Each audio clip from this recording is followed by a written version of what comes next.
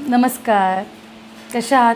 तर आज मी तुम्हाला एक हिंट देणार आहे. भाजी ओळखायची आहे तुम्हाला आणि कोणती भाजी आहे ती सांगायची.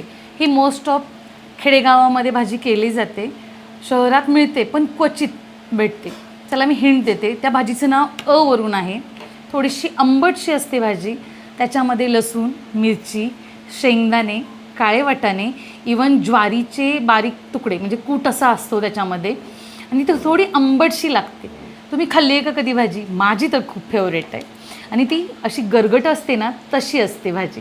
इतकी घट्ट नाही, इतकी पातळ नाही, गरगट्यासारखी सेम असते. तर आठवतं का तुम्हाला नाव काही? तुम्ही खाल्ली आहे का ही अशी आंबटशी भाजी? चला मग सांगा मला नाव काय याचं.